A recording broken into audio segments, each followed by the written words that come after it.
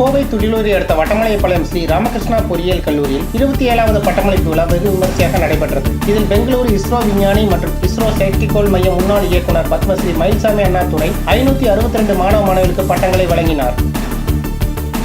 கோவை துடிலூரை அடுத்துள்ள வட்டமலைப்பாளையம் ஸ்ரீ ராமகிருஷ்ணா பொறியியல் கல்லூரியில் 27வது பட்டமளிப்பு விழா வெகு விமர்சையாக நடைபெற்றது. விழாவிற்கு வந்தவர்களை கல்லூரி முதல்வர் சவுந்தரராஜன் அனைவரையும் வரவேற்று பேசினார்.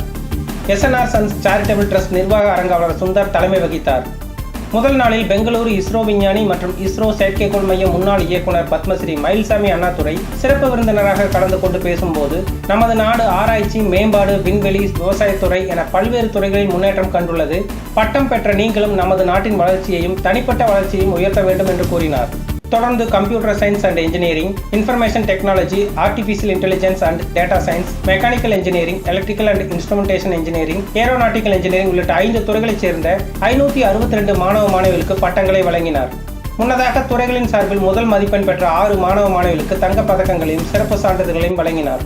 இந்த விழாவில் கல்வித்துறை இயக்குநர் அலமேலு, தலைமை நிர்வாக அதிகாரி மகேஷ்குமார், தலைமை செயல் அதிகாரி ராம்குமார், தேர்வு கட்டுப்பாட்டாளர் கிரேஸ் செல்வராணி, துணை முதல்வர் கருப்பசாமி, துறை தலைவர்கள், கல்லூரி பேராசிரியர்கள் மற்றும் பெற்றோர்கள் திரளாக கலந்து கொண்டனர்.